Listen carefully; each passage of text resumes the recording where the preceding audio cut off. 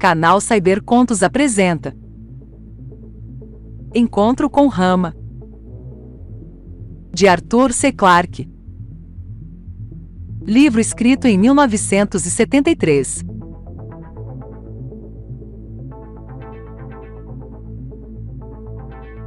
Capítulo 29. Primeiro contato. Quando Jimmy Pack recobrou a consciência, a primeira coisa que sentiu foi uma lancinante dor de cabeça. Quase lhe deu as boas-vindas, pelo menos provava que ele ainda vivia. Procurou então mover-se, e uma variedade de dores simultâneas o fez desistir. Mas, tanto quanto lhe era dado saber, não parecia ter nenhuma fratura. Depois aventurou-se a abrir os olhos, mas tornou a fechá-los imediatamente quando percebeu que estava olhando para a faixa de luz no teto do mundo. Como cura para a dor de cabeça, essa vista não se recomendava.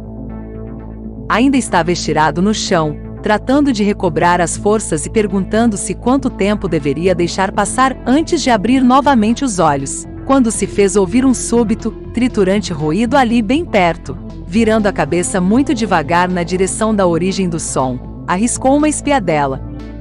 E quase voltou a perder os sentidos. A 5 metros dele, no máximo, um grande bicho com jeito de caranguejo parecia estar devorando os destroços da pobre libélula. Quando conseguiu pôr suas ideias em ordem, Jimmy rolou sobre si mesmo vagarosamente, em silêncio, afastando-se do monstro, e esperando ser apresado a qualquer momento pelas garras deste, quando descobrisse que havia alguma coisa mais apetitosa ao seu alcance. No entanto, a criatura não lhe prestou a menor atenção, e depois de aumentar para 10 metros a distância que o separava, sentou o corpo cautelosamente, apoiando-se nas mãos. Vista dessa distância maior, a coisa não parecia tão temível. Tinha um corpo baixo e chato, com cerca de 3 metros de comprimento e 1 de largura, suportado por 6 patas triarticuladas. Jimmy viu que se enganara ao supor que tivesse estado a comer, pois nem sequer parecia ter boca. O que realmente fazia era um belo trabalho de demolição, utilizando as garras semelhantes a tesouras para cortar em pedacinhos a bicicleta celeste. Toda uma fila de manipuladores que se pareciam extraordinariamente com mãos humanas. Transferia então os fragmentos para uma pilha que crescia cada vez mais no lombo do animal. Mas seria mesmo um animal? Se bem que essa tivesse sido a primeira reação de Jimmy, agora tinha outras ideias. No comportamento da criatura havia uma espécie de desígnio que sugeria uma inteligência bastante elevada. Jimmy não via porque um animal guiado pelo puro instinto havia de juntar cuidadosamente os pedaços esparsos da sua bicicleta celeste. A menos talvez que estivesse colhendo material para um ninho. Sempre trazendo de olho o caranguejo, que ainda parecia não fazer o menor caso dele, Jimmy pôs-se laboriosamente em pé. Alguns passos vacilantes demonstraram que ele ainda podia caminhar, embora não tivesse certeza de que poderia deixar para trás aquelas 6 patas na corrida. Ligou então o seu rádio, seguro de que estaria ainda funcionando. Um choque a que ele sobrevivera nem teria sido notado pelo sólido aparelho eletrônico. Controle central. Disse baixinho. Estão me recebendo? Graças a Deus. Você está bem. Só um pouco abalado. Olhem isto aqui. Voltou a objetiva da câmara para o caranguejo, a tempo de apanhar a demolição final da asa da libélula. Que diabo de coisa é essa? E por que está mastigando a sua bicicleta? Isso é o que eu gostaria de saber. Já acabou com a libélula e vou me pôr à fresca, para o caso de que queira fazer o mesmo comigo. Jimmy retirou-se devagar, sem tirar os olhos de cima do caranguejo. Este, agora, dava underline voltas e mais voltas, numa espiral crescente. Pelo visto, em busca de fragmentos que tivessem escapado à sua atenção. E assim, Jimmy pôde observá-lo pela primeira vez em sua totalidade. Agora que o choque inicial havia passado, podia reconhecer que não faltava beleza ao animal. O nome de caranguejo que lhe dera automaticamente era talvez um ponto tanto inadequado, porque se não fosse tão grande, poderia ter dito escaravelho. A carapaça tinha um magnífico brilho metálico, e Jimmy teria quase jurado que se tratava efetivamente de metal. Era uma ideia interessante. Poderia ser um robô, e não um animal? Olhou atentamente o caranguejo, com esse pensamento no cérebro, analisando todos os detalhes da sua anatomia. No lugar onde devia estar a boca via-se uma coleção de manipuladores, lembrando fortemente os canivetes multilaminados, que são o deleite de todo garoto buliçoso. Havia tenazes, sondas, grosas e até uma coisa que se parecia com uma broca. Nada disso, porém, era decisivo. Na Terra, o mundo dos insetos podia exibir réplicas de todas essas ferramentas e de muitas outras. O problema animal-robô permanecia em perfeito equilíbrio na sua mente. Os olhos, que poderiam ter resolvido a questão, deixavam-na ainda mais ambígua. Estavam tão profundamente engastados nos seus capuchos protetores que não se podia saber se os cristalinos eram feitos de cristal ou de gelatina. Totalmente destituídos de expressão, tinham uma cor azul surpreendentemente viva. Embora se tivessem dirigido várias vezes para Jimmy, não mostraram o menor sinal de interesse. Na opinião dele, talvez preconceituosa, isso decidia o nível de inteligência da criatura. Uma entidade robô ou animal, capaz de desdenhar um ser humano, não podia ser muito perspicaz. Havia parado de dar voltas e ficou imóvel durante alguns momentos, como se escutasse alguma mensagem inaudível. Depois partiu, com uma curiosa andadura bamboleante, na direção do mar. Andava em linha perfeitamente reta, a 5 ou 6 km por hora, e já tinha percorrido os 200 metros quando a mente de Jimmy, ainda não de todo refeita do choque, registrou o fato de que as relíquias da sua bem-amada libélula lhe estavam sendo arrebatadas. Lançou-se indignado em perseguição do raptor. Seu ato não foi de todo ilógico. O caranguejo ia em direção ao mar. E se havia socorro possível, só poderia vir de lá. Além disso, queria descobrir o que a criatura faria com o seu troféu. Isso devia revelar alguma coisa no tocante à sua motivação e inteligência. Por estar ainda machucado e rengo, Jimmy levou vários minutos a alcançar o caranguejo, que avançava resolutamente. Quando lhe chegou perto, seguiu a uma distância respeitosa, até certificar-se de que ele não se ressentia da sua presença. Foi então que notou entre os destroços da libélula o seu cantil de água e a sua ração de emergência, e imediatamente sentiu fome e sede. Ali, fugindo dele implacavelmente a 5 km por hora, ia um único alimento e a única bebida que havia naquela metade do mundo. Era preciso apoderar-se deles a todo custo. Cautelosamente foi-se chegando ao caranguejo pela traseira direita. Enquanto marcava passo com ele, estudou-lhe o complicado ritmo das patas até poder prever qual delas se adiantaria em qualquer momento. Quando se sentiu pronto, murmurou um rápido com licença e avançou lesto para deitar a mão aos seus bens. Nunca sonhara que um dia teria de exercer as habilidades de um escrunchador, e estava encantado com o seu sucesso. Em menos de um segundo tornou a pôr o pé em terra e o caranguejo nem sequer diminuiu a sua marcha regular. Deixou-se ficar uns 12 metros para trás, molhou os lábios no cantil e começou a mastigar uma barra de concentrado de carne. A pequena vitória o fazia sentir-se muito mais feliz. Agora podia até aventurar-se a pensar no seu futuro sombrio.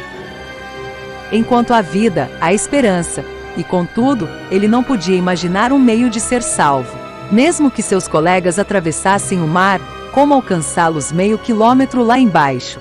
Havemos de encontrar um meio de descer, prometera o controle central. Essa escarpa não pode dar volta ao mundo inteiro, sem uma interrupção em alguma parte. Jimmy fora tentado a perguntar, por quê? Mas preferira calar. Uma das coisas mais estranhas, para quem caminhava no interior de Rama, era que sempre podia ver o seu ponto de destino. Aqui, a curva do mundo não escondia, revelava. Havia já algum tempo que Jimmy sabia qual o objetivo do caranguejo. Além, naquela terra que parecia subir diante dele, havia uma cova de meio quilômetro de largo. Fazia parte de um grupo de 3, no continente meridional. Fora impossível, do cubo, ver-lhes a profundidade. Todas haviam recebido os nomes de grandes crateras lunares, e aquela de que se aproximava agora era a de Copérnico. A denominação era pouco apropriada, pois faltavam as colinas circundantes e os picos centrais. Esta não passava de um poço profundo, com paredes perfeitamente verticais. Quando se aproximou o suficiente para poder olhar o fundo, Jimmy viu uma água parada, de um ominoso verde plúmbio, pelo menos meio quilômetro mais abaixo. Isso a colocava aproximadamente ao nível do mar, e Jimmy perguntou-se se haveria alguma comunicação entre ambos. Pelo interior do poço descia uma rampa em espiral, completamente escavada na parede vertical, de modo que o efeito se parecia bastante com o estriamento de uma imensa alma de canhão. Impressionava o número de voltas, só depois de acompanhá-las através de várias revoluções, embaralhando-as cada vez mais, foi que Jimmy compreendeu que não se tratava de uma rampa, mas de 3, completamente independentes e separadas umas das outras por uma distância angular de 120 graus. Em qualquer ambiente que não fosse rama, esse conceito teria sido um surpreendente tour de force arquitetônico. As 3 rampas conduziam diretamente para a água e mergulhavam na sua superfície opaca. Próximo à linha d'água, Jimmy pôde distinguir um grupo de túneis ou cavernas negras. Tinham um ar bastante sinistro, e ele perguntou a si mesmo se seriam habitadas. Talvez os ramaianos fossem anfíbios. O caranguejo aproximou-se da beira do poço, e Jimmy presumiu que ele fosse descer uma das rampas. Talvez levando os destroços da libélula a alguma entidade que fosse capaz de avaliá-la. Ao invés disso, a criatura caminhou direto até a beira, estendeu quase metade do corpo sobre o abismo sem a menor hesitação, se bem que um erro de alguns centímetros poderia ser desastroso, e sacudiu vigorosamente os ombros. Os fragmentos da libélula desceram esvoaçantes para as profundezas. Foi com lágrimas nos olhos que Jimmy os viu desaparecer. Eis em que redundava, pensou amargamente, a inteligência daquela criatura. Depois de jogar fora o cisco, o caranguejo deu meia volta e começou a caminhar na direção de Jimmy, de quem não os separavam mais de 10 metros. Irei receber o mesmo tratamento? Perguntava-se este. Enquanto exibia ao controle central o monstro que se aproximava rapidamente, esperou que a câmara não estivesse tremendo muito. Que conselho me dão? Perguntou, ansioso, sem muita esperança de receber uma resposta útil. Era um pequeno console pensar que estava fazendo história, e viu desfilar diante dos seus olhos, como um relâmpago, os padrões aceitos para um tal encontro. Até agora, todos esses padrões tinham sido puramente teóricos. Ele seria o primeiro homem a testá-los na prática. Não corra enquanto não tiver certeza de que ele é hostil. Respondeu o controle central, também cochichando. Mas correr para onde? Ele pensava que podia vencer aquela coisa numa corrida de 100 metros, mas em longa distância. E sentia um frio nas entranhas ao imaginar isso. Seria certamente derrotado pelo cansaço. Lentamente, Jimmy ergueu as mãos abertas com as palmas para a frente. Havia 200 anos que se discutia sobre esse gesto. Qualquer criatura, em qualquer parte do universo, o interpretaria como: está vendo? Não tenho armas. Mas ninguém tinha algo melhor a sugerir. O caranguejo não mostrou nenhuma reação, e tampouco afrouxou a sua marcha. Sem fazer o menor caso de Jimmy, passou por ele caminhando resolutamente para o sul. O representante do Homo sapiens, que se sentia perfeitamente ridículo, viu o seu primeiro contato dirigir-se para a planície ramaiana, numa total insensibilidade à sua presença. Raramente fora tão humilhado em sua vida. Então veio-lhe em socorro o senso de humor. Afinal de contas, que importância tinha o sofrer uma desfeita de um caminhão de lixo animado? Seria pior se ele corresse a abraçá-lo como a um irmão desaparecido há muitos anos. Voltou à orla de Copérnico e pôs-se a olhar as águas opacas lá no fundo.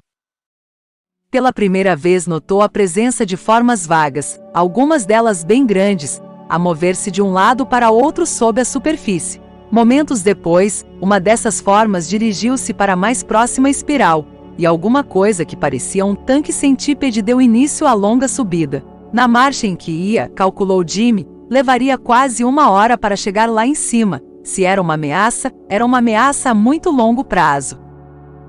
Notou, então, sinais de movimento muito mais rápido perto de uma daquelas aberturas com ar de cavernas, ao nível da água. Alguma coisa se deslocava com grande velocidade ao longo da rampa, mas ele não podia focalizá-la claramente, nem distinguir uma forma definida. Era como se estivesse olhando um pequeno ciclone ou torvelinho de vento, mais ou menos do tamanho de um homem. Pestanejou e sacudiu a cabeça, conservando os olhos fechados durante alguns segundos. Quando tornou a abri-los, a aparição se dissipara. Talvez o impacto tivesse abalado mais do que pensava. Esta era a primeira vez que sofria uma alucinação visual. Não mencionaria o fato ao controle central. Tampouco se daria ao trabalho de explorar aquelas rampas, como quase se resolvera a fazer. Seria um evidente desperdício de energia. O fantasma rodopiante que apenas imaginara ver não tinha relação nenhuma com a sua decisão. Absolutamente nenhuma, pois naturalmente Jimmy não acreditava em fantasmas.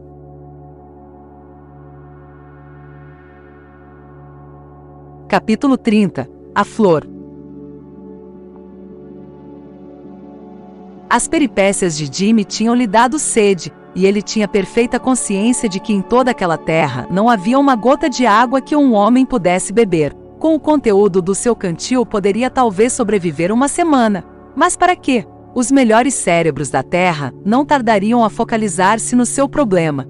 Sem dúvida, o comandante Norton seria bombardeado por sugestões. Mas como encontrar um meio de descer aquela escarpa vertical de 500 metros? Mesmo que tivesse uma corda suficientemente longa, não havia onde amarrá-la. Não obstante, era uma tolice. E uma falta de varonilidade, desistir sem luta. Todo socorro teria que vir do mar, e enquanto para lá caminhava podia continuar o seu trabalho, como se nada houvesse acontecido.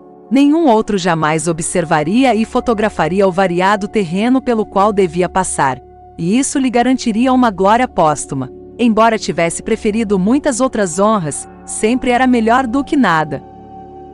A distância que mediava entre ele e o mar seria, para a pobre libélula, de apenas 3 quilômetros, mas parecia improvável que pudesse alcançá-lo em linha reta. Talvez fosse dificílimo atravessar alguns trechos do terreno à sua frente. Isso, todavia, não era problema, pois não faltavam outros caminhos que escolher. Jimmy podia vê-los todos, espalhados sobre o grande mapa curvo que se elevava lentamente à direita e à esquerda. Sobrava-lhe tempo. Começaria pelo cenário mais interessante, embora o desviasse do caminho reto. A cerca de 1 quilômetro dali havia um quadrado que reluzia como cristal, ou como uma gigantesca exibição de pedras preciosas. Foi talvez esse pensamento que estugou os passos de Jimmy. Mesmo de um condenado à morte, não seria de estranhar que se interessasse um pouco por alguns milhares de metros quadrados de gemas. Não ficou muito desapontado quando descobriu que eram cristais de quartzo, engastados, aos milhões, num leito de areia. A casa contígua do tabuleiro era mais interessante, pois estava coberta por um padrão de colunas metálicas ocas, distribuídas aparentemente por acaso, muito chegadas umas às outras, e cuja altura variava de 1 a 5 metros. Era completamente impérvia, só um tanque, derrubando tudo, poderia atravessar aquela floresta de tubos. Jimmy caminhou entre os cristais e colunas até chegar à primeira encruzilhada. O quadrado à esquerda era um enorme tapete de arame trançado. Procurou soltar um fio, mas sua força não bastou para rompê-lo. À esquerda havia um mosaico de tijoletas hexagonais, tão bem embutidas que não se podia ver as juntas. Daria a impressão de uma superfície contínua se as tijoletas não tivessem todas as cores do arco-íris. Jimmy gastou muitos minutos procurando descobrir 2 delas que fossem da mesma cor, para ver se poderia então distinguir os seus limites. Mas não encontrou um único exemplo de tal coincidência. Enquanto tomava uma lenta vista panorâmica em volta da encruzilhada, falou para o controle central em tom queixoso. Que pensam disto? Eu cá tenho a impressão de ter sido encaixado num gigantesco quebra-cabeças de armar. Ou será que é a galeria de arte Ramayana? Estamos tão perplexos quanto você, Jimmy. Mas nunca se viu o menor sinal de que os ramayanos fossem também artistas. Vamos esperar até que tenhamos mais alguns exemplos antes de tirar conclusões. Os 2 exemplos que ele foi encontrar na próxima encruzilhada não ajudaram muito. Um deles era a própria imagem do desnudamento. Um cinzento liso e neutro, duro mas escorregadio ao tato. O outro era uma esponja macia, perfurada por bilhões e bilhões de buraquinhos. Experimentou-o com o pé, e toda a superfície ondulou de maneira nauseante debaixo dele, como uma areia engolideira mal estabilizada. Na encruzilhada seguinte encontrou algo que se parecia notavelmente com um campo lavrado. Só que os sulcos mediam uniformemente 1 metro de profundidade e o material de que eram feitos tinha a textura de uma lima ou grosa, mas deu pouca atenção a isso, porque o quadrado adjacente era, de todos os que tinha visto até agora, o que mais fazia pensar. Finalmente havia alguma coisa que podia compreender, e era bastante perturbadora. Todo o quadrado era circundado por uma cerca, tão convencional que não teria olhado 2 vezes para ela se a visse na terra. Tinha mourões, aparentemente de metal, com 5 metros de intervalo, e 6 fios de arame muito esticado.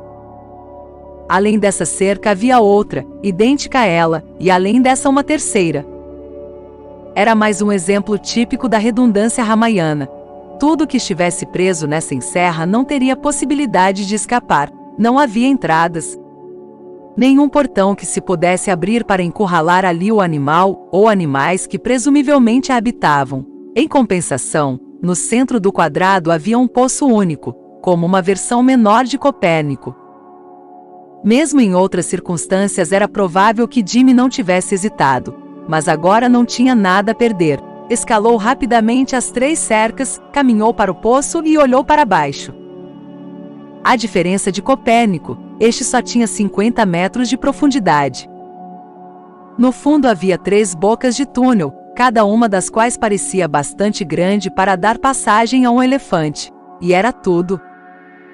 Depois de olhar durante algum tempo, Jimmy concluiu que a única coisa que poderia fazer sentido em todo aquele arranjo era que o fundo do poço fosse um elevador. Mas que é que esse elevador transportava? Talvez nunca viesse a sabê-lo.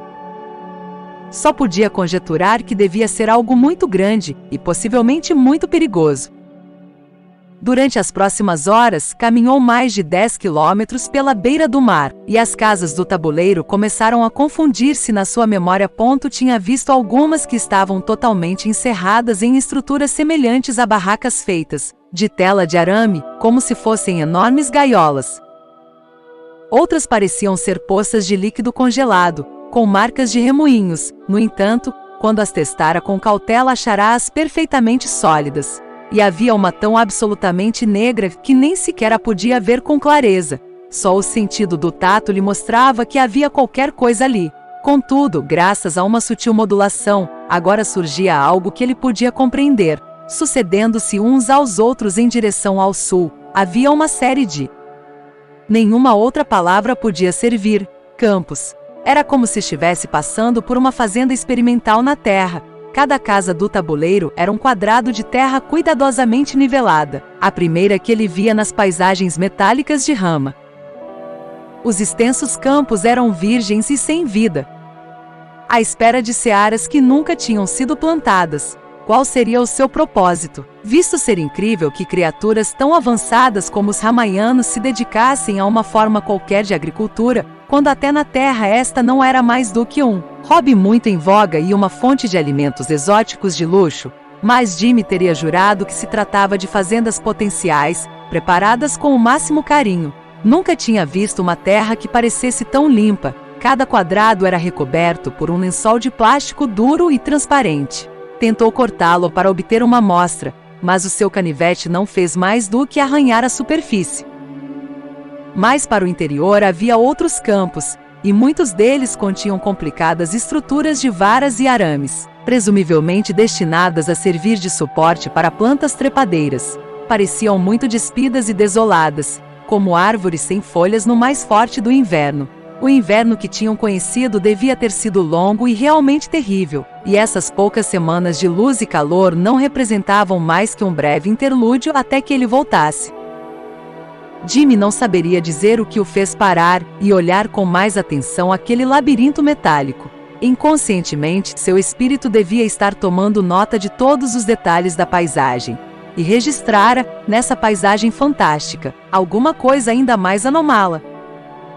Cerca de 1/4 de quilômetro adiante, no meio de uma latada de varas e arames, destacava-se uma mancha isolada de cor. Era tão pequena e modesta que se achava, por assim dizer, no limite da visibilidade. Na Terra, ninguém teria olhado 2 vezes para ela. Contudo, uma das razões de haver reparado nela agora era, indubitavelmente, o fato de lembrar-lhe a Terra.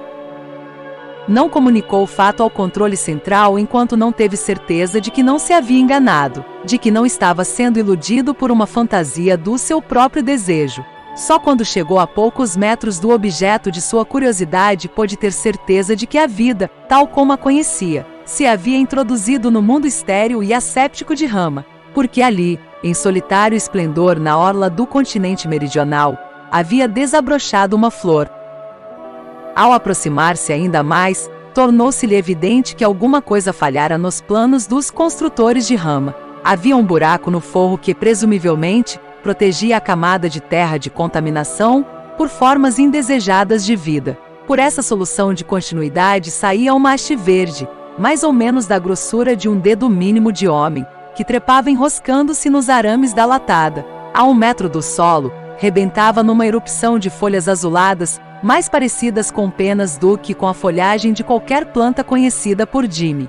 A haste terminava, ao nível do olho, por aquilo que, a princípio, ele tomara por uma flor só. Agora via, sem nenhuma surpresa em absoluto, que eram, em realidade, 3 flores compactamente unidas. As pétalas eram tubos de cor viva, com uns 5 centímetros de comprimento.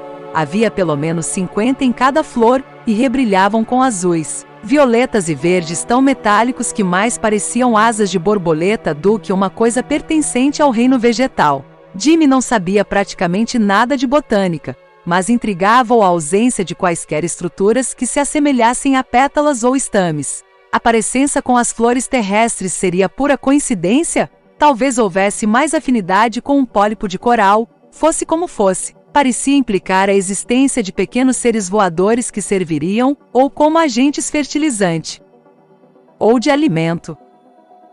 Na verdade, isso não tinha importância. Qualquer que fosse a definição científica, para Jimmy era uma flor. O estranho milagre, o acidente tão insólito em Rama, lembrava-lhe todas as coisas que nunca tornaria a ver, e estava decidido a apossar-se dela.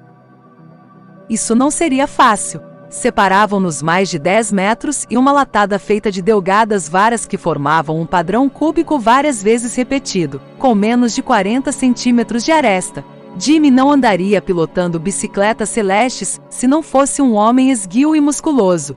Tinha, pois, certeza de que poderia meter-se pelos interstícios da grade, mas a dificuldade estaria em sair lá de dentro. Ser-lhe-ia certamente impossível virar-se, de modo que teria de retirar-se em marcha ré. O controle central ficará encantado com a sua descoberta quando descrever a flor e a filmara sob todos os ângulos possíveis. Ninguém objetou quando ele disse: "Vou buscá-la." Não esperava mesmo que objetassem. Sua vida lhe pertencia agora, e podia fazer dela o que lhe aprovesse. Tirou toda a roupa, segurou as varas metálicas e começou a enfiar-se na armação. Mal havia espaço para passar, e tinha a impressão de ser um prisioneiro escapando entre as barras da sua cela.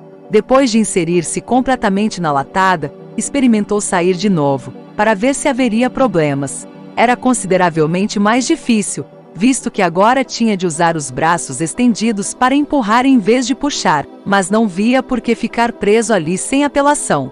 Jimmy era um homem de ação e impulso, não de introspecção. Enquanto progredia penosamente, retorcendo-se, ao longo do estreito corredor de varas metálicas, não perdeu tempo em indagar porque estava realizando uma façanha tão quixotesca. Em toda a sua vida nunca se interessara por flores, e agora estava gastando suas últimas reservas de energia para colher uma.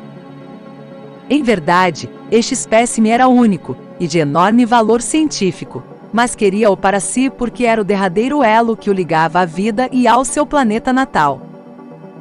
Não obstante, quando viu a flor ao alcance da sua mão, teve um escrúpulo repentino. Talvez fosse a única flor existente em Rama. Era justo que a apanhasse?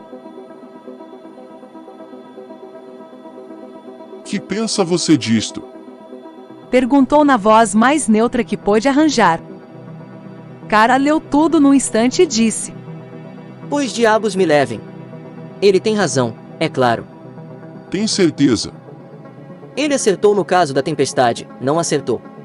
Nós devíamos ter pensado nisto. Faz com que eu me sinta um imbecil. Você não é o único. O problema seguinte é: como dar a notícia a Jimmy? Não creio que devamos dá-la. Só no último momento possível. Isso é o que eu preferiria se estivesse no lugar dele. Diga-lhe apenas que nós vamos lá. Embora pudesse enxergar o outro lado do mar cilíndrico e soubesse mais ou menos a direção em que vinha Resolution, Jimmy só avistou o pequenino barco depois que este havia passado Nova York. Parecia incrível que ele pudesse acomodar 6 homens. E o equipamento, fosse lá qual fosse, que traziam para socorrê-lo. A 1 quilômetro de distância reconheceu o comandante Norton e começou a abanar a mão. Momentos depois Norton avistou-o e retribuiu a saudação. Prazer em vê-lo tão bem disposto, Jimmy. Disse pelo rádio. Eu lhe prometi que não o deixaríamos para trás. Me acredita agora. Não de todo, pensou Jimmy. Até este momento desconfiara de que aquilo fosse uma bondosa conspiração para levantar-lhe o moral. Mas o comandante não teria atravessado o mar só para lhe dizer adeus. Devia ter arquitetado algum plano. Acreditarei, capitão, quando estiver aí no convés com os senhores. Respondeu. Mas como chegarei lá?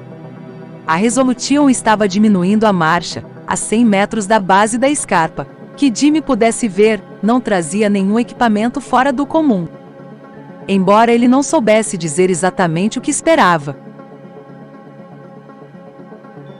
Lamento muito, Jimmy, mas queríamos evitar-lhe tanto quanto possível os motivos de preocupação. Estas palavras não auguravam nada de bom. Que diabo queria ele dizer? A Resolution parou a 50 metros de distância na horizontal e 500 na vertical. Jimmy viu quase a voo de pássaro o comandante falando ao microfone. Este é o negócio, Jimmy. Você não correrá nenhum perigo, mas será preciso ter coragem. Sabemos que coragem não lhe falta. Você vai saltar.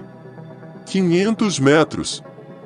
Sim, mas em meia gravidade apenas. E daí? O senhor já saltou 50 metros na terra. Cale a boca, senão eu cancelo a sua próxima licença.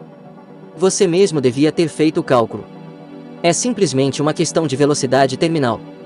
Nesta atmosfera, não pode ir além de 90 km por hora, quer caia de 200, quer de 2.000 metros. 90 já é bastante, é verdade, mas a gente pode reduzir isso um pouco. Eis o que você terá de fazer, ouça, portanto, com cuidado. Estou ouvindo, disse Jimmy. Trate de ser convincente, senão... Não tornou a interromper o comandante, nem fez qualquer comentário quando Norton terminou. Sim, a proposta fazia sentido, e era tão absurdamente simples que só um gênio podia ter concebido tal ideia. Ou talvez, alguém que não esperasse pô-la em prática pessoalmente. Jimmy nunca havia experimentado o mergulho de grande altura, nem dado um salto retardado de paraquedas, o que lhe teria proporcionado uma certa preparação psicológica para esta façanha. Podia-se explicar a um homem que era perfeitamente seguro atravessar um abismo caminhando sobre uma prancha. E contudo, ainda que os cálculos estruturais fossem impecáveis, ele seria, talvez, incapaz de fazê-lo. Jimmy compreendia agora porque o comandante tinha sido tão evasivo no que dizia respeito aos detalhes do salvamento. Não lhe haviam dado tempo para refletir nem para encontrar objeções. Não desejo apressá-lo, disse a voz persuasiva. Será exatamente o mesmo que dar um passo além da extremidade de um trampolim na terra. Não há nenhum problema se você entra bem na água. E se não entro? Perguntou ele. Então terá de voltar e tentar de novo. Alguma coisa bateu-lhe nos pés. Com força, porém não violentamente. 1 milhão de mãos viscosas lhe dilaceravam o corpo, havia uma troada nos seus ouvidos, uma crescente pressão. E, embora conservasse os olhos firmemente cerrados, podia notar que ia escurecendo à medida que mergulhava nas profundezas do mar cilíndrico. Com toda a sua força, começou a nadar para cima em direção à desmaiada luz. Não podia abrir os olhos por mais tempo do que durava uma piscadela, Quando fazia, sentia a água venenosa como se fosse um ácido. Parecia estar lutando há milênios, e mais de uma vez teve medo, como num pesadelo, de haver perdido a orientação e estar, em verdade, nadando para baixo. Arriscava então outra rápida olhadela, e de cada vez a luz era mais forte. Ainda tinha os olhos apertados com força quando assomou à tona. Engoliu um precioso hausto de ar, ficou boiando de costas e olhou em redor de si. A Resolution dirigia-se para ele a toda velocidade. Segundos depois, mãos ansiosas o agarravam e arrastavam para bordo. Engoliu alguma água? Foi a pergunta apreensiva do comandante. Não creio. Enxague a boca com isto, em todo caso. Assim. Como se sente? Não sei dizer ao certo.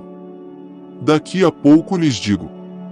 Olhem, muito obrigado a todos. Mal se havia passado 1 minuto e Jimmy sabia perfeitamente como se sentia. Vou vomitar. Disse, branco como um lençol. Seus salvadores ficaram incrédulos. Numa calmaria morta num mar liso como um espelho. Protestou a sargenta Barnes, que parecia considerar a indisposição de Jimmy como um ataque frontal à sua competência. Eu não chamaria isso de mar liso. Disse o comandante, abarcando com um gesto do braço a banda de água que fazia a volta do céu. Mas não se envergonhe, você pode ter engolido um pouco dessa coisa. Ponha-a para fora o mais cedo possível. Jimmy ainda fazia força, lastimosamente e sem nenhum sucesso, quando houve um súbito relâmpago no céu às costas do grupo que o assistia. Todos os olhares se voltaram para o Polo Sul, e Jimmy esqueceu instantaneamente as suas náuseas. Os chifres haviam recomeçado a sua exibição pirotécnica. Lá estavam as serpentinas de fogo, medindo 1 quilômetro de comprimento, que dançavam do espigão central para os seus companheiros menores. Mais uma vez deram início àquela majestosa rotação, como se dançarinas invisíveis enrolassem fitas no maipole asterisco elétrico.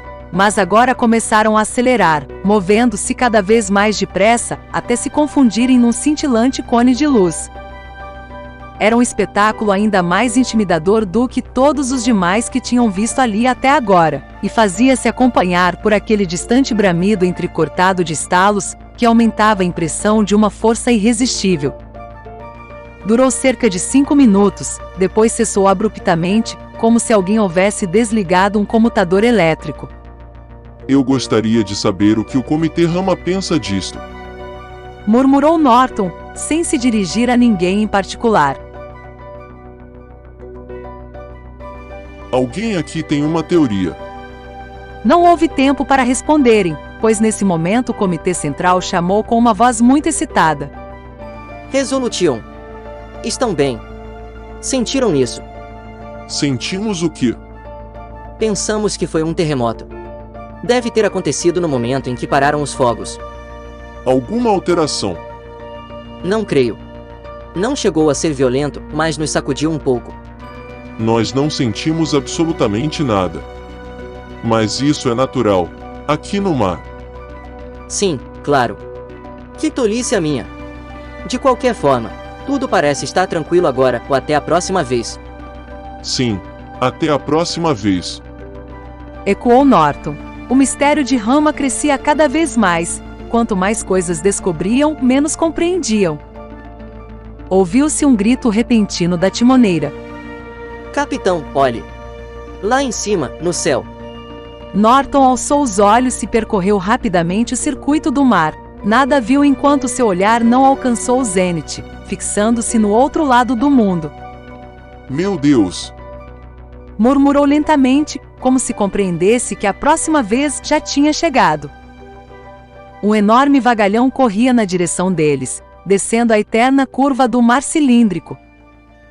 Asterisco mastro enfeitado dos festejos da primavera, em 1º de maio, no Reino Unido, NDUT.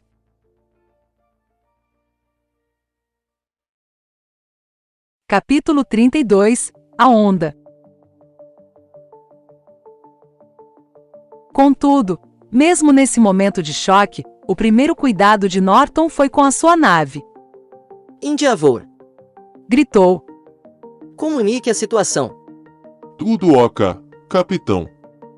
Respondeu a voz tranquilizadora do imediato. Sentimos um leve tremor, porém nada que pudesse causar danos. Houve uma pequena mudança de posição. A ponte diz que cerca de 0,2 graus. Também pensa que a velocidade de rotação se alterou ligeiramente. Teremos uma leitura exata dentro de 2 minutos. Então a coisa já começou, pensou Norton, e muito mais cedo do que esperávamos. Ainda estamos longe do periélio e do momento indicado para uma mudança de órbita, mas alguma espécie de centragem estava indubitavelmente ocorrendo.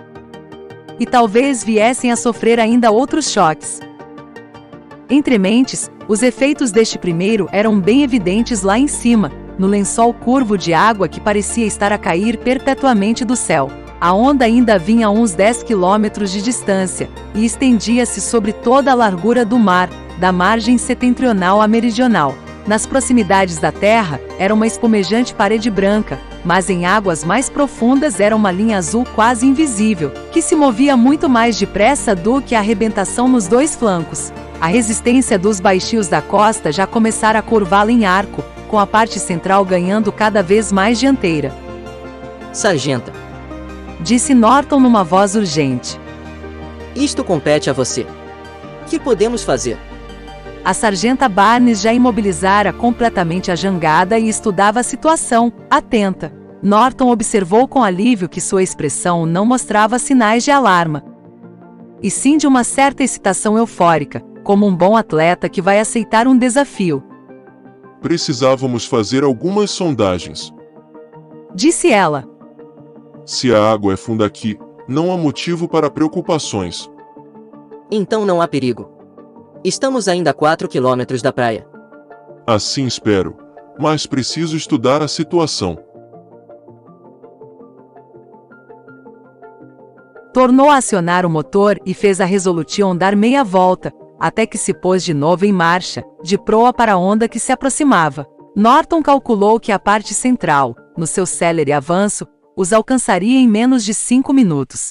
Mas também podia ver que ela não representava um sério perigo. Não era mais do que uma mareta veloz, com uma fração de metro de altura, e mal sacudiria o barco. As muralhas de espuma que vinham muito atrás é que constituíam a verdadeira ameaça. De repente, bem no centro do mar, apareceu uma linha de ondas de rebentação. O vagalhão chocara-se, evidentemente, contra uma muralha submersa, medindo vários quilômetros de largura e situada não muito abaixo da superfície. Ao mesmo tempo, as rebentações dos 2 flancos se aplanaram ao encontrar água mais funda. Chapas anti-esparrinho, pensou Norton. Exatamente o mesmo que nos tanques de combustível da Endeavour, mas em escala 1000 vezes maior. Deve haver um sistema complexo dessas chapas em toda a volta do mar, para amortecer qualquer onda o mais rapidamente possível. A única coisa que importa de momento é: estaremos em cima de uma delas? A sargenta Barnes ia um pulo à frente dele. Fez logo parar a Resolution e lançou ferro. Este tocou no fundo a apenas 5 metros. Puxem o barco. Gritou ela aos seus companheiros de tripulação. Temos de sair daqui. Norton concordou pressurosamente. Mas em que direção? A sargenta ia a toda velocidade para a onda, que só 5 quilômetros separavam agora deles. Pela primeira vez o comandante pôde ouvi-la aproximar-se. Um distante, inconfundível bramido que nunca esperara escutar no interior de Rama. De repente mudou de intensidade. A porção central se estava aplanando mais uma vez, enquanto os flancos tornavam a crescer. Norton tentou estimar a distância entre os defletores submersos, na hipótese de que estivessem separados por intervalos iguais. A ser assim, faltava vir um ainda. Se conseguissem imobilizar a jangada na água profunda entre 2 deles, estariam perfeitamente a salvo. A sargenta Barnes desligou o motor e lançou de novo a âncora, que desta vez desceu 30 metros sem tocar no fundo. Estamos fora de perigo, disse ela com um suspiro de alívio. Mas vou conservar o motor em funcionamento. Só restavam agora as paredes retardadas de espuma ao longo da costa. Além, no centro do mar, reinava novamente a calma, com exceção da modesta onda azul que ainda corria na direção deles. A sargenta limitava-se a manter a Resolution na rota, a proa voltada para a agitação, pronta para dar toda a força ao motor a qualquer momento. Foi então que, apenas 2 quilômetros diante deles, o mar pôs-se de novo a espumar, corcoviou, sacudindo furioso a juba branca, e o seu bramido pareceu encher o mundo inteiro. A onda do próprio mar cilíndrico, com os seus 16 quilômetros de altura, sobrepunha-se uma onda menor, como uma avalanche que se despenha tonitruante pela falda de uma montanha. A sargenta Barnes devia ter visto a expressão dos rostos de seus companheiros, pois gritou, mais forte do que o rugir das águas: Por que tem medo? Já cavalguei outras maiores do que esta. Isso não era bem verdade, e tampouco quis ela acrescentar que suas experiências anteriores tinham ocorrido a bordo de um sólido barco de surfing e não numa jangada improvisada. Mas, se tivermos de saltar, esperem que eu lhes diga. Verifiquem como estão as suas jaquetas salva-vidas. Ela é magnífica, pensou o comandante, visivelmente tão encantado como um guerreiro viking que se lança ao combate. E é provável que tenha razão, a menos que tenhamos cometido um grave erro de cálculo. A onda continuava a crescer, curvando-se no alto e preparando-se para desabar. A inclinação do mar diante deles devia exagerar a altura, pois parecia enorme. Uma força irresistível da natureza que esmagaria tudo quanto encontrasse pela frente. Foi então que, num espaço de segundos, o vagalhão se aplanou como se os seus fundamentos tivessem sido arrancados debaixo dele. Tinha passado a barreira submersa, e estava de novo em água profunda. 1 minuto depois, quando os alcançou, tudo o que fez a Resolution foi balançar várias vezes, até que a sargenta Barnes deu meia volta, e lançou a jangada a toda velocidade para o norte. Obrigado, Ruby. Isso foi esplêndido. Mas estaremos em casa antes que ela volte pela segunda vez. Provavelmente não. Voltará dentro de uns 20 minutos, mas terá perdido toda a sua força e mal repararemos nela. Agora que a onda havia passado, podiam ficar tranquilos e gozar a viagem. Se bem que ninguém se sentiria à vontade, enquanto não tivessem tornado a pôr os pés em terra. A perturbação enchera o mar de remoinhos errantes, além de levantar um singularíssimo cheiro acídico, como de formigas esmagadas na acertada comparação de Jimmy. Conquanto desagradável, o cheiro não provocou nenhum dos ataques de enjoo que seriam de esperar. Era algo tão insólito que a filosofia humana não tinha reação apropriada. 1 minuto depois a onda chocou-se com a seguinte barreira submarina, enquanto se afastava deles em curva ascendente para o céu. Dessa vez, visto pela retaguarda, o espetáculo era insignificante e fez com que os viajantes se envergonhassem de seu susto anterior. Começavam a sentir-se senhores do mar cilíndrico. Tanto maior foi, pois, o choque quando, não mais de 100 metros adiante, algo que parecia uma roda a girar lentamente começou a surgir à tona. Reluzentes raios metálicos, com 5 metros de comprido, emergiram do mar pingando água, continuaram sua rotação por um momento na crua luz ramaiana e tornaram a mergulhar esparrinhando água. Era como se uma estrela do mar gigante, de braços tubulares, houvesse aparecido à superfície. À primeira vista, era impossível dizer se se tratava de um animal ou de uma máquina. Depois aquilo tombou e ficou semi-coberto pela água, balançando-se nos débeis remanescentes da onda. Podiam ver agora que o objeto tinha 9 braços, aparentemente articulados, irradiando de um disco central. 2 desses braços estavam mutilados, com a última junta arrancada. Os outros terminavam numa complicada coleção de manipuladores que lembrou vivamente a Jimmy o caranguejo que tinha encontrado. As 2 criaturas procediam da mesma linha evolutiva, ou da mesma prancheta de desenho. No centro do disco havia um pequeno torreão em que se alojavam 3 grandes olhos. 2 deles estavam fechados, um aberto. Mas até esse parecia vazio e cego. Ninguém duvidou de que estivessem assistindo aos últimos estertores de algum estranho monstro jogado à tona pela perturbação submarina que acabava de passar. Viram então que a estrela do mar não estava só. À sua volta nadavam, beliscando-lhe os membros que se moviam debilmente, Dois pequenos animais que tinham o ar de avantajadas lagostas. Estavam despedaçando eficientemente o monstro, e este não resistia, embora suas próprias pinças se afigurassem muito capazes de aniquilar os atacantes. Mais uma vez Jimmy lembrou-se do caranguejo que demolira a libélula. Observou atentamente o conflito unilateral que prosseguia, e não tardou a confirmar a sua impressão. Olhe, capitão. Cochichou ele.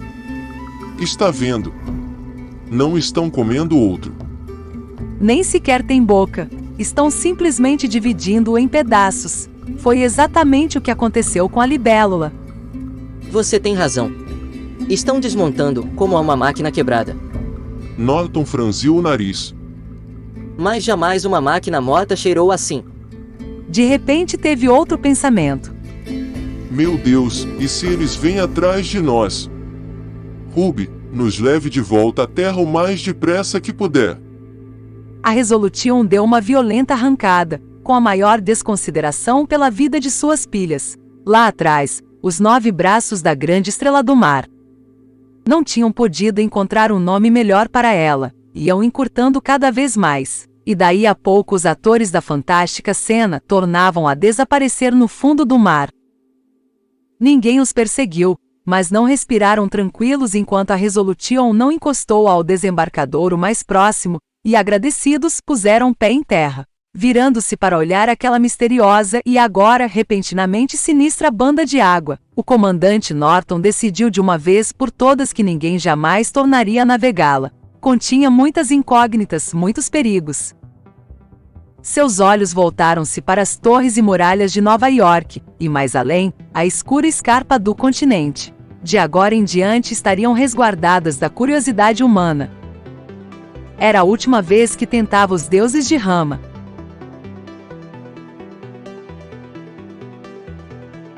Capítulo 33. Aranha. A partir desse dia, decretara Norton, sempre haveria pelo menos 3 pessoas no acampamento Alfa, revezando-se permanentemente no serviço de plantão. Além disso, todos os grupos exploradores observariam a mesma rotina. Havia criaturas potencialmente perigosas à solta no interior de Rama, e embora nenhuma se tivesse mostrado ativamente hostil, um chefe prudente devia tomar suas precauções. Como salvaguarda adicional, havia sempre um observador postado no cubo, espreitando por um poderoso telescópio. Daquele ponto podia ser esquadrinhado todo o interior de Rama, e até o Polo Sul parecia estar a poucas centenas de metros de distância. O território nas cercanias de todo o grupo de exploradores seria mantido sob constante observação. Desta maneira esperava-se eliminar toda possibilidade de surpresa. O plano era bom. E falhou redondamente. Após a última refeição do dia, e pouco antes do período de repouso das 22 horas, Norton Rodrigo, Calvert e Laura Ernest estavam olhando o telenoticiário de todas as noites, em onda dirigida especialmente para eles pela estação transmissora de Inferno, em Mercúrio. Estavam particularmente interessados em ver o continente meridional filmado por Jimmy e o regresso através do mar cilíndrico. Um episódio que havia emocionado todos os espectadores. Cientistas, comentaristas e membros do Comitê Rama, todos deram as suas opiniões, e a maioria destas contradiziam umas às outras. Não havia 2 pessoas que pensassem da mesma forma sobre se a criatura que Jimmy descrevera como um caranguejo era um animal, uma máquina, um autêntico ramaiano, ou algo que não se enquadrava em nenhuma dessas categorias. Acabavam de ver, com uma positiva sensação de mal-estar, a estrela do mar gigante sendo demolida pelos seus predadores, quando descobriram que já não estavam sós. Havia um intruso no acampamento. Laura Ernest foi a primeira que o notou. Ficou como paralisada pelo choque repentino, mas volvidos alguns instantes conseguiu falar. Não se mova, Bill. Agora olhe devagar para a direita. Quem me dera poder examiná-la! Exclamou Laura cheia de frustração, enquanto a criatura continuava com as suas rápidas piruetas. Vamos procurar apanhá-la. Como? Foi a razoável pergunta de Calvert. Por aquele processo que os caçadores primitivos usam para derrubar animais velozes. 2 pesos rodopiando nas extremidades de uma corda. Nem chega a machucar a caça. Isso eu duvido. Acudiu Norton. Mas, ainda que funcione, não podemos arriscar tal método. Não sabemos até onde vai a inteligência desta criatura, e o tal truque facilmente poderia quebrar-lhe as pernas. Aí é que estaríamos enrascados. Com Rama, com a terra e com todo o mundo. Mas eu tenho de arranjar um espécime. Talvez tenha de contentar-se com a flor de Jimmy, a menos que uma dessas criaturas coopere com você. O uso da fossa está fora de cogitação. Gostaria se alguma coisa pousasse na terra e achasse que você seria um belo espécime para dissecação? Não pretendo dissecá-la. Respondeu Laura num tom que nada tinha de convincente. Só quero examiná-la. Pois os visitantes vindos de outro mundo poderiam ter a mesma atitude para com você, mas isso não impediria que você passasse um tremendo susto antes de acreditar neles. Não devemos fazer nada que possa ser interpretado como uma ameaça. Norton estava citando o regulamento de bordo, naturalmente, e Laura não o ignorava. A diplomacia espacial tinha prioridade sobre os interesses da ciência. O fato é que não havia necessidade de invocar considerações tão elevadas. Era uma simples questão de boa educação. Todos eles eram forasteiros ali, e ninguém se dera ao trabalho de pedir licença para entrar. A criatura parecia haver terminado a sua inspeção. Deu mais uma volta em alta velocidade ao acampamento, depois na tangente, rumo à escadaria. Como será que vai subir os degraus? Especulou Laura. A pergunta foi logo respondida. A aranha não fez o menor caso deles e foi galgando a suave rampa em curva sem diminuir sua velocidade. Controle central. Chamou Norton. Vocês poderão receber uma visita daqui a pouco. Observem a escadaria Alfa, seção 6. E a propósito, muito obrigado pelo ótimo serviço de vigilância que nos prestaram. O sarcasmo levou 1 minuto para ser percebido. Então o observador do cubo começou a proferir vozes contritas. Posso ver que alguma coisa, capitão, depois que o senhor disse que ela está ali. Mas o que é aquilo? Sei tanto quanto você. Respondeu Norton, apertando o botão de alarma geral. Acampamento Alfa chamando todos os postos. Acabamos de ser visitados por uma criatura parecida com uma aranha de 3 patas muito finas, com cerca de 2 metros de altura, pequeno corpo esférico, deslocando-se com grande rapidez graças a um movimento giratório. Parece inofensiva, mas curiosa. Pode introduzir-se no meio de vocês sem que deem pela sua presença. É favor acusar recebimento. A primeira resposta veio de Londres, 15 quilômetros a leste. Nada de inusitado aqui, capitão. Roma respondeu da mesma distância a oeste, numa voz sonolenta. Aqui idem, capitão. Um momentinho. Que foi? Larguei minha caneta um instante e desapareceu. O que ó? Diga algo que faça sentido. O senhor não vai me acreditar, capitão. Estava tomando algumas notas, o senhor sabe que eu gosto de escrever, e isso não prejudica ninguém. Estava usando a minha esferográfica favorita, que tem quase 200 anos de idade, pois agora está no chão, a 5 metros daqui. Apanhei-a. Graças a Deus, está inteirinha. E como pensa que ela foi parar lá? Posso ter cochilado alguns momentos. Foi um dia muito trabalhoso. Norton suspirou, mas absteve-se de fazer comentários. Eram tão poucos e tinham tão pouco tempo para explorar um mundo. Nem sempre o entusiasmo podia vencer a exaustão. Imaginou se não estariam assumindo riscos desnecessários. Talvez não devesse dividir os seus homens em grupos tão pequenos, procurando cobrir um território tão vasto. Mas nunca esquecia os dias que passavam rápidos e os mistérios que os rodeavam, ainda à espera de solução. Crescia nele a certeza de que alguma coisa ia acontecer, e de que seriam forçados a abandonar Rama, antes mesmo de este chegar ao periélio. O momento da verdade, quando inevitavelmente teria de ocorrer qualquer mudança de órbita. Escutem com atenção. Cubo, Roma, Londres, todo mundo. Disse ele. Quero que se comuniquem comigo de meia em meia hora durante a noite. De agora em diante devemos estar preparados para receber quaisquer visitantes a qualquer momento. Alguns deles podem ser perigosos, mas precisamos evitar incidentes a todo custo. Todos vocês conhecem as nossas diretrizes nesse ponto. Isto era bem verdade, e fazia mesmo parte do treinamento de todos ali. Mas talvez nenhum deles tivesse acreditado que o tantas vezes debatido contato físico com seres inteligentes de outros mundos ocorreria no seu tempo, e muito menos que eles próprios o experimentariam. O treinamento era uma coisa, a realidade outra, e ninguém podia ter certeza de que os velhos instintos humanos de autodefesa não dominariam o campo numa emergência. Contudo, era essencial fiar-se nas boas intenções de toda entidade que encontrassem no interior de Rama, até o último momento possível. E mesmo além, o comandante Norton não queria ser lembrado pela história como o homem que desencadeara a Primeira Guerra Interplanetária. Poucas horas depois as aranhas eram centenas e andavam por toda a planície. Pelo telescópio podia-se ver que o continente meridional também estava infestado por elas. Mas, ao que parecia, não a ilha de Nova York. Já não prestavam atenção aos exploradores, e depois de algum tempo os exploradores passaram a prestar pouca atenção a elas. Se bem que, por momentos, o comandante Norton notasse um lampejo predatório no olho de sua médica-chefe. Tinha certeza de que nada lhe agradaria mais do que ver uma das aranhas ser vítima de um acidente infeliz, e não a julgava incapaz de facilitar tal acontecimento no interesse da ciência.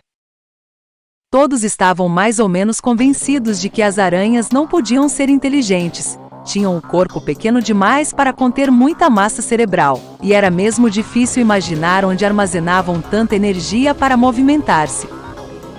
Seu comportamento era curiosamente propositado e coordenado. Pareciam andar por toda parte, mas nunca visitavam duas vezes o mesmo lugar. Norton tinha frequentemente a impressão de que andavam buscando alguma coisa, mas, fosse lá o que fosse, não pareciam tê-la descoberto. Iam até o cubo central, sempre desprezando as 3 grandes escadarias. Era difícil explicar como conseguiam galgar as seções verticais, mesmo numa gravidade quase nula. Laura supunha que estivessem munidas de discos de sucção. Foi então que, com visível deleite de sua parte, conseguiu o tão almejado espécime. O controle central comunicou que uma aranha havia tombado da escarpa vertical e jazia no primeiro socalco, morta ou incapacitada. Laura foi da planície até lá num tempo recorde que nunca seria batido. Quando chegou na plataforma, descobriu que, a despeito da baixa velocidade do impacto, a criatura quebrara todas as suas patas. Ainda tinha os olhos abertos, mas não reagia a nenhum estimulante externo. Laura achou que até um cadáver humano fresco mostraria mais vida. Assim que conseguiu levar a sua presa para dentro da Endeavor, começou a trabalhar com o seu equipamento de dissecação. A aranha era tão frágil que por pouco não se desfez em pedaços sem a cooperação dela. Laura desarticulou as pernas, depois ocupou-se com a delicada carapaça, que se fendeu ao longo de 3 círculos máximos, e abriu-se como uma laranja descascada. Após alguns momentos de perfeita incredulidade, pois não havia nada que pudesse reconhecer ou identificar, tirou cuidadosamente uma série de fotografias e por fim apanhou seu escalpelo. Por onde começar? Teve vontade de fechar os olhos e cravar o instrumento ao acaso, mas isso seria muito pouco científico. A lâmina penetrou quase sem resistência. Um segundo depois, o berro impublicável da médica-chefe Ernest foi refletido por todos os ecos da Endeavor.